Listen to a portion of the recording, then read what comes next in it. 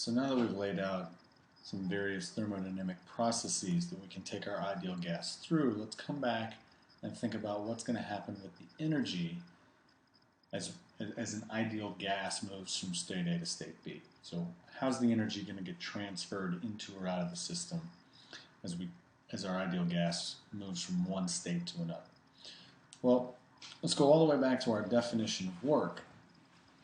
And we said, well, the work done by something is going to be equal to, and so here I've got a system. It's going to expand. As it expands, it's going to push on this piston. And so the work done by that system is going to be equal to the integral of f dx. So the force over some infinitesimal distance as it expands. And again, what we see here is that, well, this force I can think of as the pressure exerted by the gas on the area of this piston. And then I recognize that the area of the piston times dx is nothing more than just saying what's this differential volume element through which this pressure is going to be exerted through. So I can calculate the work done by the gas as equal to the integral from some initial volume to some final volume of the pressure times all these little differential volume elements dV. Well, we know how to read an equation like this, and what this tells me is that the work done by them must be equal to the area under the curve on a pressure versus volume diagram. So one of the reasons that being able to read PV diagrams is so useful is because it gives us a really clear way to think about what's going on with the work done by the system. So, as an example, let's say I have a system initially in state A, and I take it to state B. Now you'll notice I've got a couple different ways that I can take it to state B. So before we worry about which particular process I'm going to go through, let's start by recognizing that there are some things that don't care about that choice of process. Right? Those things are called state variables. They only care about what state the gas is in. So clearly, the pressure only cares about what's the pressure at state A. The volume only cares about what's the pressure at state A. There's an isotherm that cuts through state A, so the temperature only cares about the state. So pressure, volume, temperature, these things are all state variables. But what you'll notice is if the work done by the gas as it expands is equal to the area under the curve, then if I go from state A to state B directly along this straight line, that gives me a different area of the curve than if I have a isochoric process that drops me down to this second pressure in B, and then an isobaric process that takes me over to state B. So if I go down first, so if I cool isochorically before expanding isobarically, the area under my curve is only this box.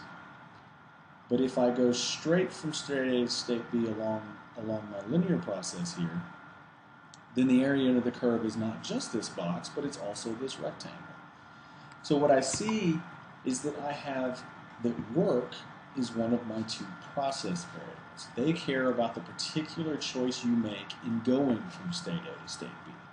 The other process variable that we're going to care about is the energy transferred as heat. The work and heat are process variables. The process you take in going from one state to another matters. So this tells us that the work depends on the process. So the work done by the system as the ideal gas moves from state A to state B depends on the process. This is what's known as being path dependent. So again, if I have a linear process, like what we were discussing before, well again, I know that's the area under the curve, and the nice thing about this linear process is it gives me a fairly geometric way to approach this. So one reason why we like straight lines on the PV diagram is that they're fairly easy to calculate the work done by the system by simply thinking of the area of my rectangle plus the area of my rectangle plus the area of my triangle. And so I can go ahead and calculate that out and get the work done by the gas for a linear process. Well, we've talked about some other processes. An isobaric process is a linear process. It just happens to be a linear process at constant pressure. And if I'm at constant pressure, then I notice that basically I'm coming across just moving horizontally, and so all I've got is the rectangle, right? I've basically eliminated the triangle and just left myself with the rectangle. And so the area of this rectangle is going to have the pressure of states A and B, it's the same pressure, time whatever the difference is between this volume. Well, the other linear process that we've already talked about is an isochoric process. And so if I drop straight down from state A to state B, well, the area under the curve, I'll notice that there is no area under the curve, right? So because I'm moving vertically on my PV diagram, there's no area under the curve here.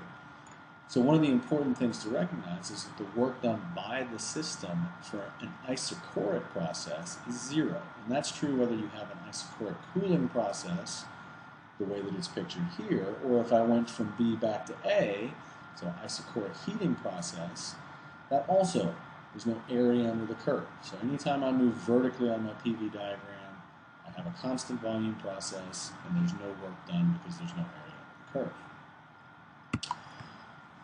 Well, we talked about two other processes that weren't straight lines, right? These weren't linear processes. These were curves, and the first of those was an isothermal process. And so again, if I think about my definition, that the work done by my system is going to be the integral from some initial volume to some final volume of PdV, and then I can solve for pressure using my ideal gas law, and so I get that the pressure is going to be equal to nRT divided by the volume. And because this is an isothermal process, that temperature is constant. Right? The temperature at A, temperature at B, those are the same, and so this value of T, that's just a constant value. N's constant, R is my universal gas constant, so I can pull all three of these things out of my integral. So I'm left with nRT times the integral of, from the volume of A to the volume of state B, the integral of dV over V. And so I recognize that the antiderivative for this is going to be the natural log when I evaluate it at my endpoints and use my rules for how I can combine natural logarithms. I get that the work done by my system is equal to nRT times the natural log of VB divided by VA.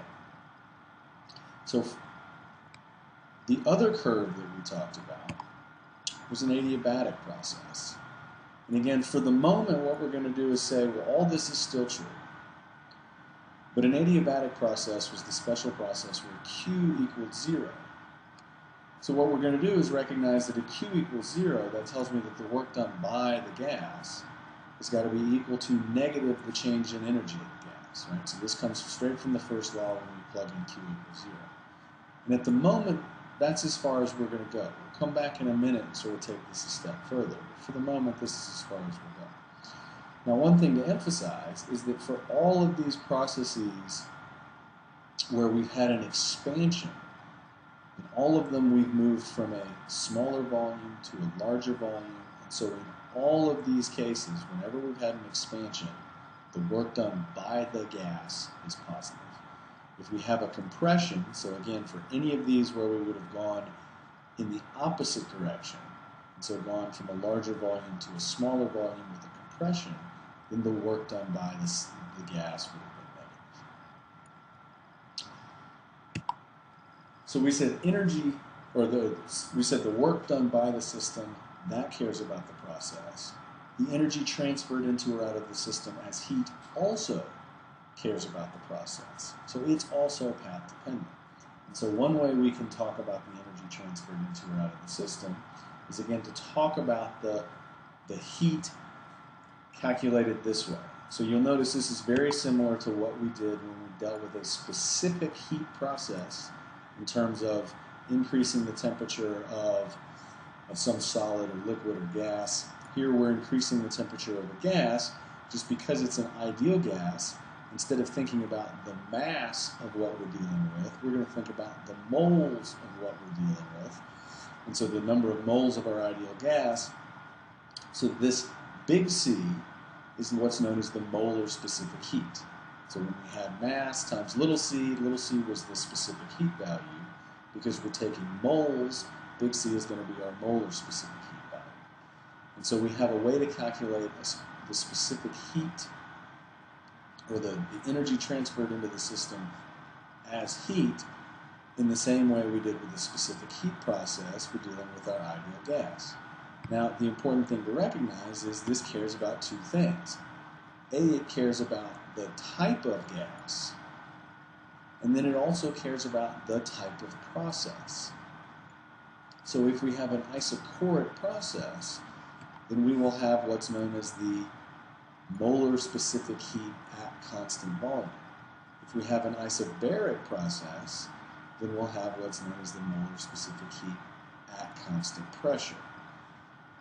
And so this CV and CP, again, they care about not just the process, but also the type of gas. And so if you have a monatomic ideal gas, then CV has a value of 3/2 R, CP has a value of 5/2 R. And we talked before about gamma, right? We use gamma in our relationship for figuring out how pressure and volume relate along an adiabatic curve.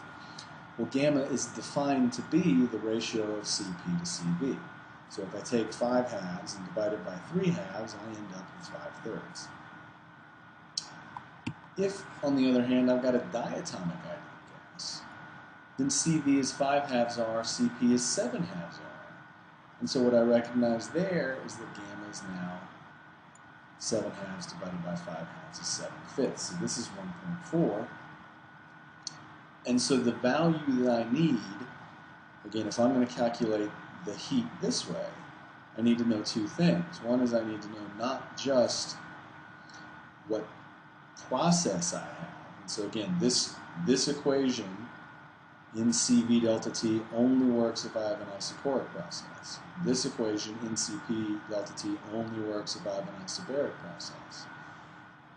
And to use them, I have to know not just what process, but I also have to know what type of gas I have. So if I don't know whether my gas is monatomic or diatomic, if I don't know whether my process is isochoric or isobaric, then I can't really use these expressions. I've got to have another way for figuring out Q. But if I know what type of gas I have and what type of process it's undergoing, then suddenly these equations do become useful. Now, bringing all this back to the first law, well, what we talked about at this point is we said that energy is a state variable. It only depends on what state the gas is in. But the energy transfers, so work and heat, they're process variables. They depend on the path. So what does this tell us about the first law? Well, basically what this says is that the change in the energy of your ideal gas as it proceeds from state A to state B can't care about the path the gas takes, even though both Q and W do. So the change in energy, because it's a state variable, must be the same regardless of whatever path you choose to take. So what we can do then is say, well, if I happen to think about my isochoric process where the work done by my system is 0, the first law then tells me that the change in energy is simply equal to Q. And Q, for an isochoric process, right, the energy transferred into or out of my system as heat for an isochoric process, is NCV delta T. So if I know what type of gas I have, so I know what value to plug in for CV, then the energy, the change in the energy of my system, can be calculated this way, NCV delta T. And so what this means is, thinking about isotherms is really important because delta T tells me what's going on with the change in energy. Now, this is true for an isochoric process, but what we just said is that because energy is a state variable, it doesn't care what path the gas takes. So the change in energy has to be NCV delta T for any process that your system undergoes. So even though this seems like, wait a second, isn't this only valid for an isochoric process? And it is true that you can only get the energy transferred as heat using NCB delta T for an isochoric process. But because energy is a state variable, the change in energy of your system can be calculated this way regardless of what the process is.